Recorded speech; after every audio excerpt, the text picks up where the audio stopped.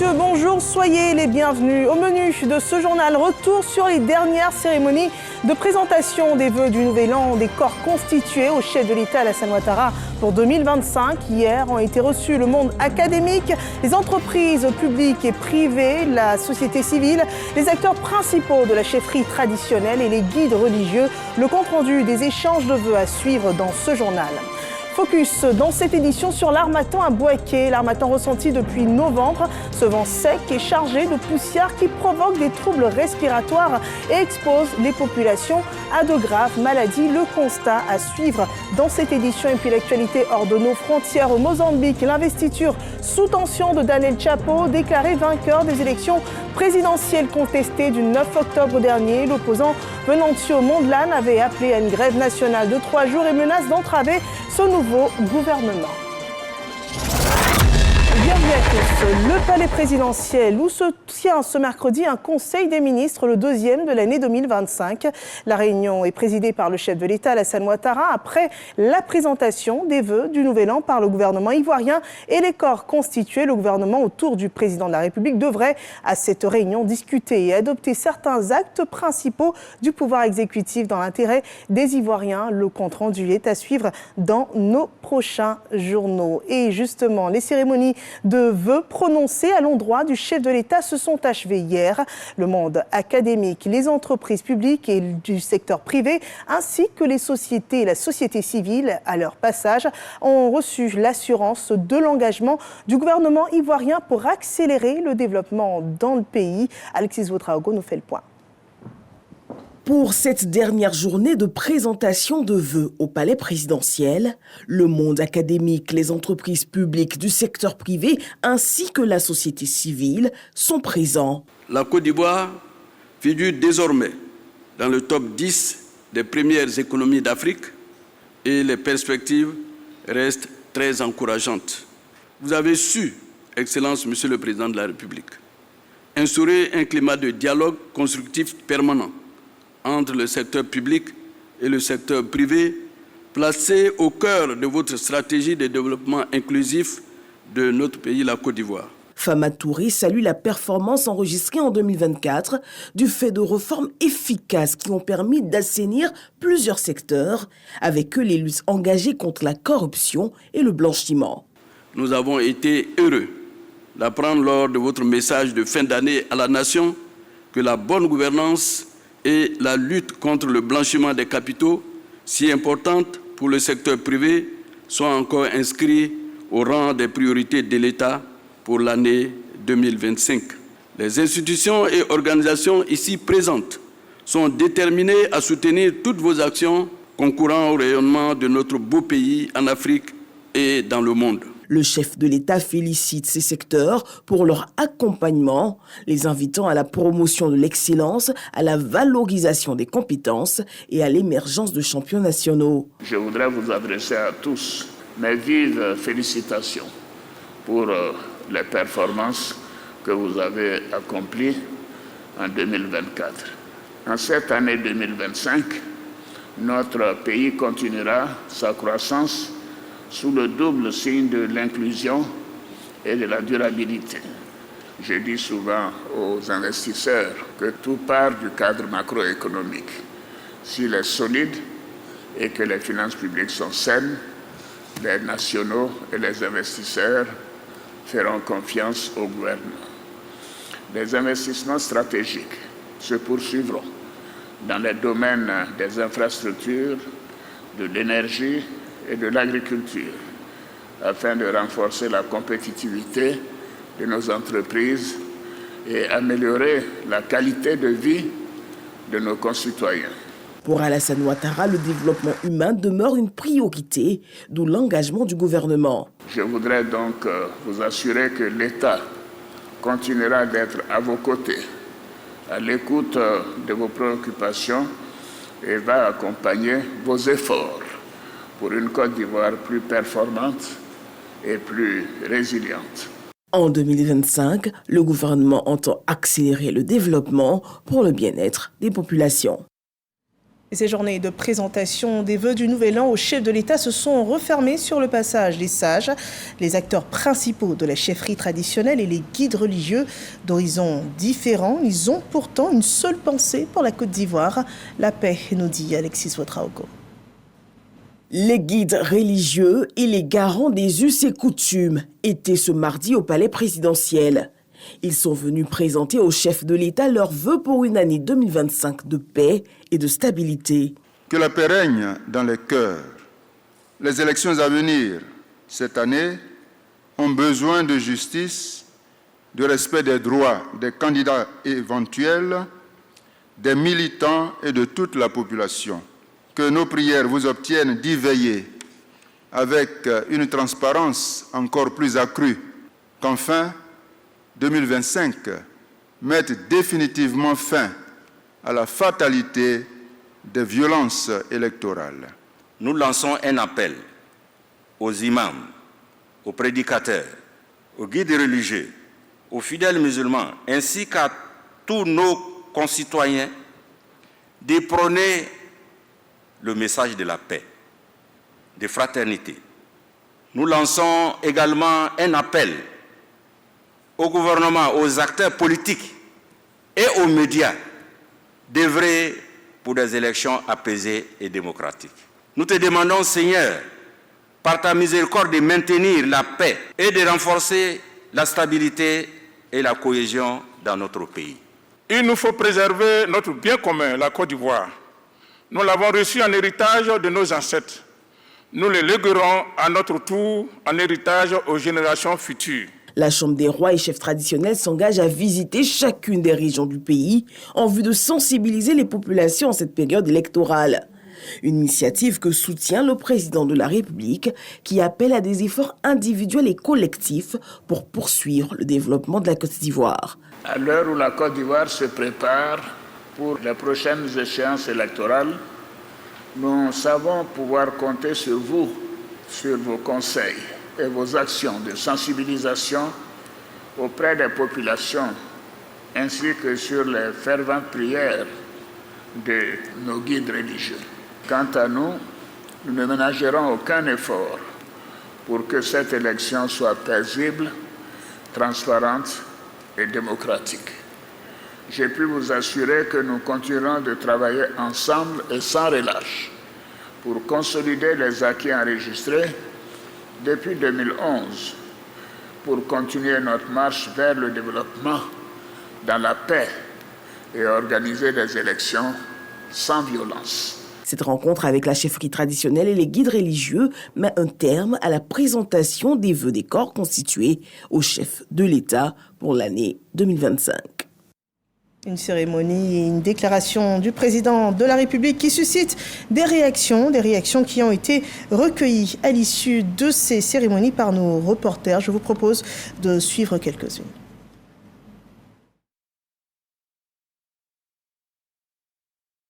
Nous partons d'ici satisfaits de ce que la Côte d'Ivoire restera toujours debout dans le bon sens. Que nous fassons tout pour que la Côte d'Ivoire demeure dans la paix. La Côte d'Ivoire se développe.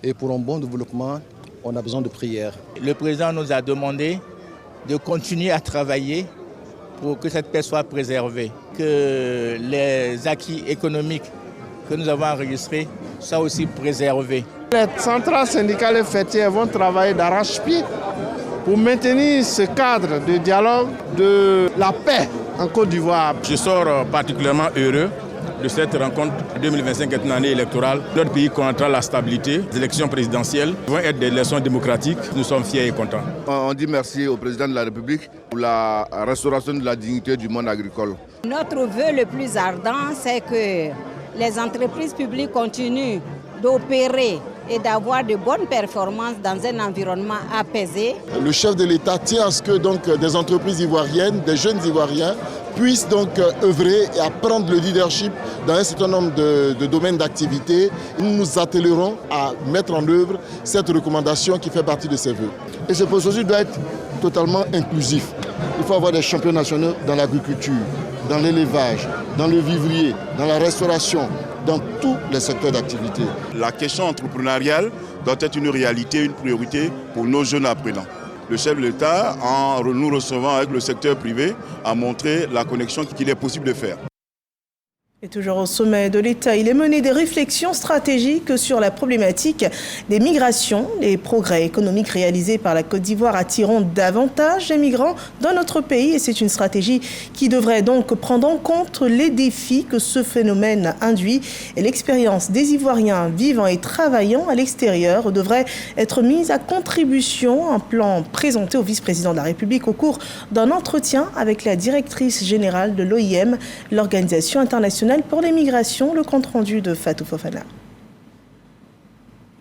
Amy Pope, directrice générale de l'Organisation internationale pour les migrations OIM, a eu une rencontre ce mardi 14 janvier avec le vice-président ivoirien Tiemoko Meïlie Koné. Il a été question de sujets relatifs à la migration, dont l'employabilité des migrants. La première responsable de l'OIM a aussi évoqué avec le vice-président ivoirien les opportunités et les défis pour les Ivoiriens établis hors de leur pays.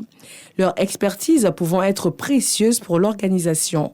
Il y a des opportunités pour engager avec les gouvernements ici pour créer des réponses plus stratégiques pour engager les migrants qui sont ici. Et certainement, avec les avancements dans l'économie, il y aura plus de migrants et il faut un plan, une stratégie pour adresser même les défis, mais aussi les opportunités qui existent.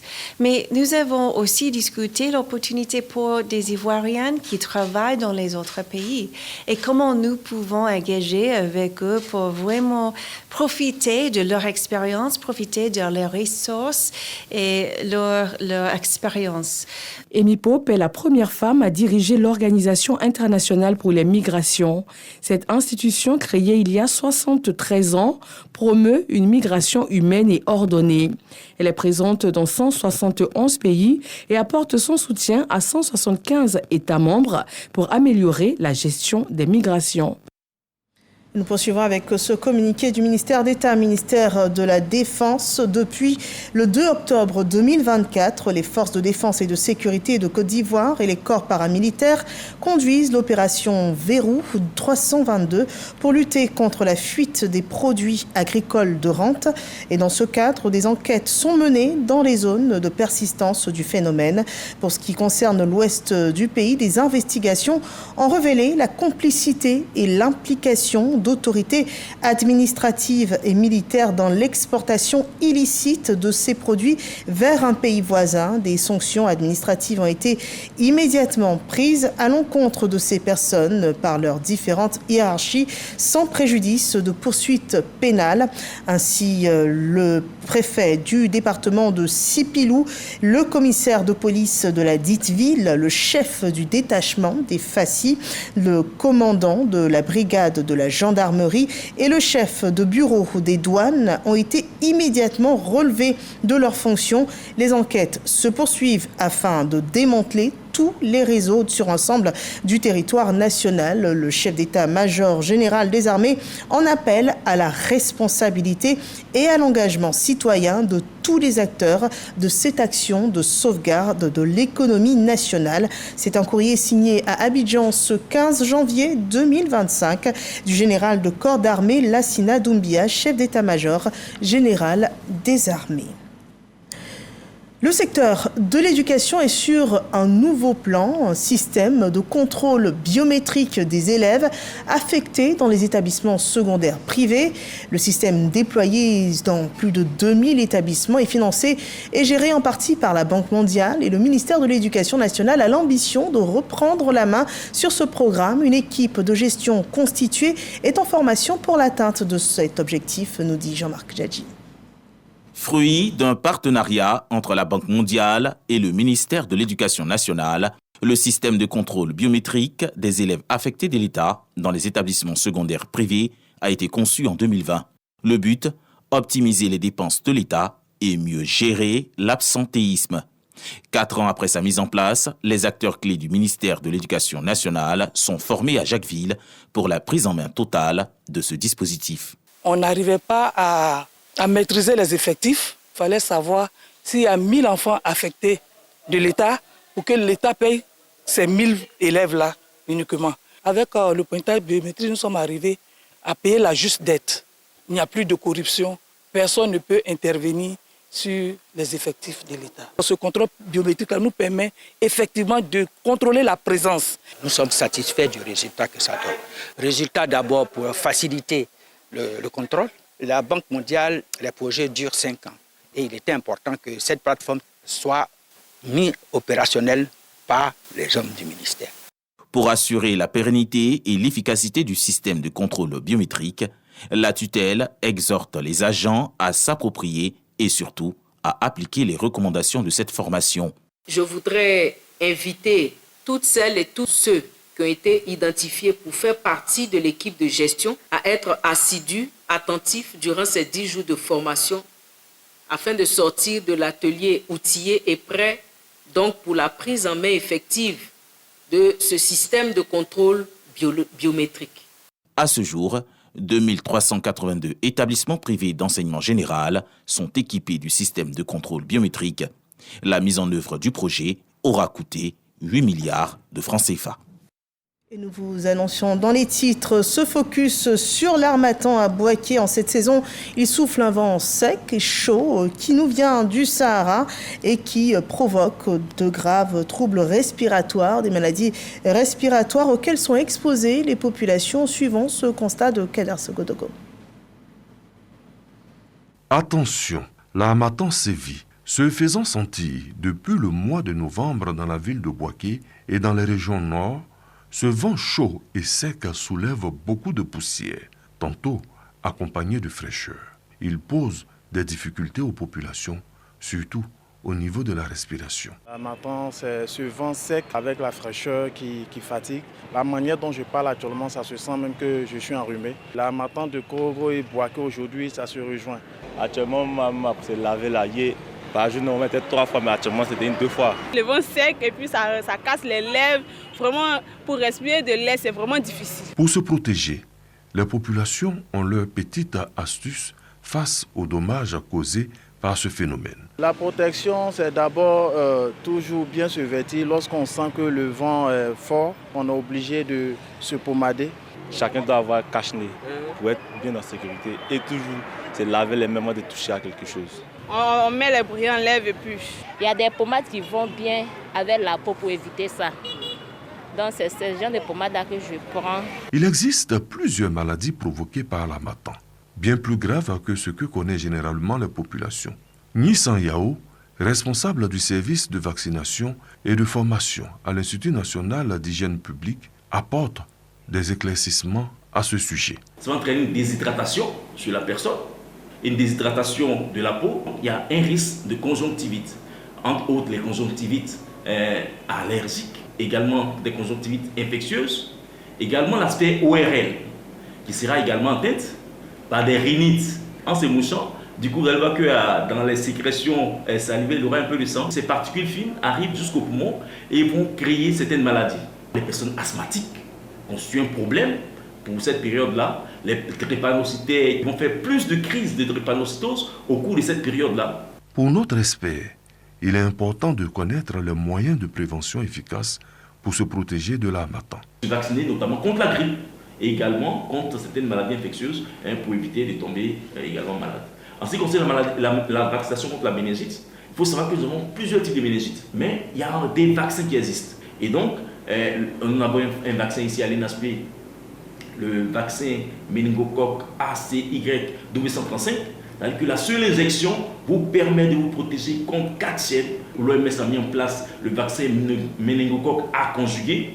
C'est un vaccin révolutionnaire et c'est grâce à ce vaccin qu'aujourd'hui, il y a eu une réduction de façon drastique des épidémies de méningite. C'est d'éviter aux populations, pendant cette période il faut intensivement chaud, de faire des activités physiques intenses. Donc c'est également inciter la population pour cette période d'harmattan à boire beaucoup d'eau et également à faire l'entretien de leur domicile. L'air désertique soufflant du Sahara vers le sud-ouest entre novembre et mars, l'harmattan impacte fortement l'Afrique de l'Ouest. Son apparition saisonnière, sa durée et son intensité influencent la production agricole en repoussant le front intertropical et réduisant les précipitations pluvieuses sur la région.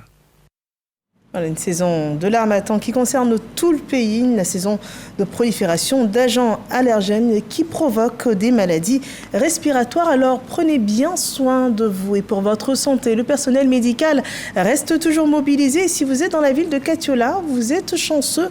Le personnel du CHR organise des séances de consultation et de soins gratuits, nous disent Gervais Kouassi et Soro Corona. La mutuelle des agents du personnel du centre hospitalier régional CHR de Katiola n'entend pas exister que de nom.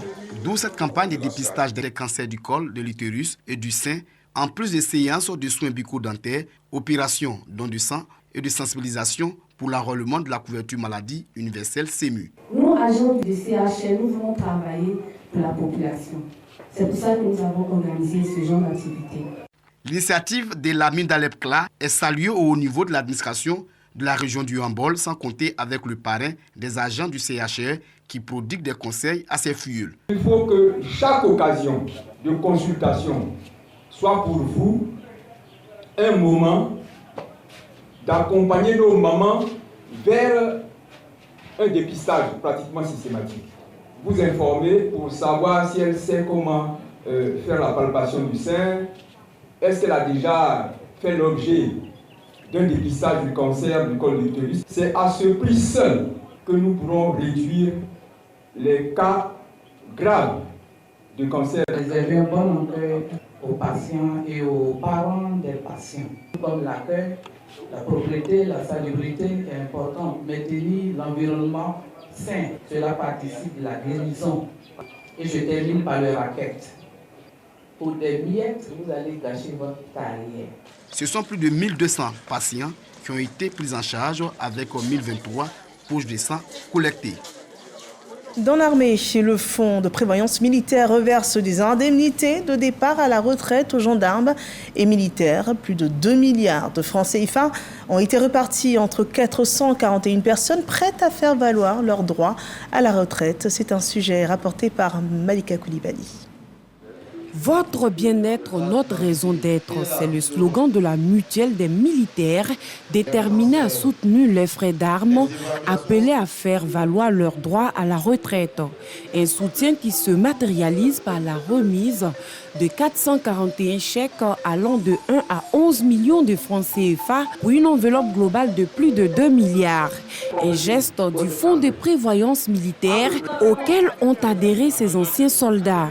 Avec 35 ans d'années de service, c'est une journée de joie, de prospérité. C'est ce qu'on veut. En allant à la retraite jeune, on peut, avec ce que le fonds vient de nous donner, on peut quand même vaquer à des occupations. Occasion pour le colonel à la retraite, Clovis Kouassi, président de l'Association des gendarmes et militaires retraités de Côte d'Ivoire, d'inviter à la réflexion quant à la gestion des fonds reçus. La retraite ne veut pas dire qu'on va dormir. Aujourd'hui, vous allez percevoir des chèques, s'il vous plaît. Prenez votre temps. Réfléchissez pendant quelques temps. Venez nous voir, nous allons vous aider. Ce geste, encouragé par le ministre d'État, ministre de la Défense, Téné Birahima Ouattara, promeut l'esprit de solidarité et de cohésion afin d'améliorer les conditions de vie des nouveaux retraités. C'est une action, on va dire, annuelle qui consiste en fait à restituer aux adhérents le montant de leurs cotisations qu'ils ont engrangé au fil de leur carrière, majoré bien sûr de certains sites additifs qui leur permettront en fait de pouvoir aborder le passage à la retraite dans de meilleures conditions. Le régime retraite du Fonds de prévoyance militaire est une assurance retraite qui vise à octroyer aux adhérents du fonds un pécule à l'occasion de leur départ à la retraite en attendant le reversement de leur pension de retraite. Voilà, qui permet de partir serein à la retraite. Une journée d'excellence dans un établissement d'excellence, le lycée technique d'Abidjan, primé meilleur établissement de l'enseignement technique et de la formation professionnelle. L'établissement honore également ses meilleurs apprenants. Jean-Marc Djadji nous en dit plus. Le lycée technique d'Abidjan est en fête.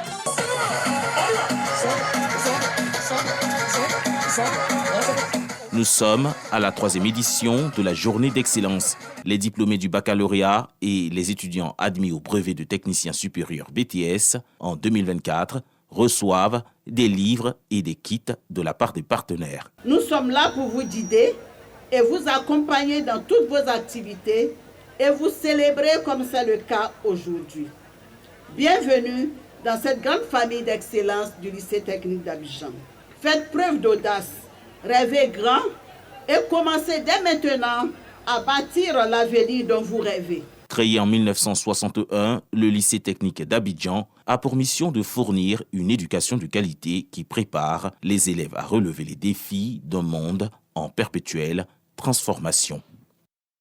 D'autres valeurs promues, la cohésion et la paix entre les peuples, c'est le souhait de l'ONG Dieu est amour, une vision communiquée au chef de communauté d'Abidjan pour un engagement à œuvrer pour la préservation de la paix en cette période, en cette année électorale à Boussanogo. Foyer des jeunes de Yopougon, des chefs traditionnels et chefs de communauté venus des différentes communes du district autonome d'Abidjan, formés sur les valeurs de paix et d'unité en Côte d'Ivoire. Ces têtes couronnées sont ainsi mises en mission par l'ONG Dieu et Amour. Pour la présidente de cette organisation, il s'agit d'impliquer les garants des us et coutumes dans la préservation du climat de paix en Côte d'Ivoire. En Afrique, quelle que soit la situation, c'est le pardon. Donc voilà pourquoi je les interpelle à se lever pour qu'ensemble, on va à la réconciliation sans vengeance. Parce que si chacun veut se venger, on ne va pas s'en sortir. C'est l'expérience qui nous donne les meilleures directions. Donc il est temps qu'on s'unisse et qu'on cherche comment orienter notre nation dans la paix. À quelques mois de la présidentielle, il faut renforcer les acquis de la paix et de la cohésion. Pour ce faire, les chefs traditionnels s'engagent à porter la sensibilisation auprès des jeunes et des femmes de leurs communautés respectives. Pour ce qui est de la Côte d'Ivoire, nous sommes tenus à nous aimer, à cultiver l'amour. Notre devise dit, l'Abidjanais dit tout, pays de l'espérance. Donc on doit s'aimer, mais pas sur les dents, d'une manière sincère, avec la vérité, la justice, et cela se construit la paix. La Côte d'Ivoire est réconciliée, mais par contre, il faudrait des sensibilisations. Nous allons la soutenir pour cette sensibilisation de paix qu'elle a mis en place. Cette première sortie de l'ONG Dieu et Amour est un appel à la réconciliation. Après le district autonome d'Abidjan, la caravane de l'ONG Dieu et Amour entend mettre le cap sur les villes de l'intérieur. L'actualité au Mozambique à présent avec Daniel Chapo du Front de Libération du Mozambique, le Frélimo, parti au pouvoir. Il a été investi ce mercredi 5e président du pays après des mois de manifestations dans le pays. Son intronisation intervient dans un contexte de tension. L'opposition et une partie de la société civile contestent son élection. Et à la veille de son investiture, plusieurs organisations de la société civile mozambicaine ont pu observer que les élections générales du 9 octobre, qui ont observé ces élections donc, ont déposé une pétition auprès de l'Union africaine afin de demander de ne pas reconnaître l'élection de Daniel Chapo en tant que président du Mozambique. Et c'est sur ces mots que nous achevons ce journal. Merci de nous avoir suivis. C'était une édition traduite en langue des signes pour nos téléspectateurs sourds et muets. Merci donc de nous avoir suivis. Je vous retrouve demain à 13h et je vous souhaite d'ici là de passer un bel après-midi sur RTI1.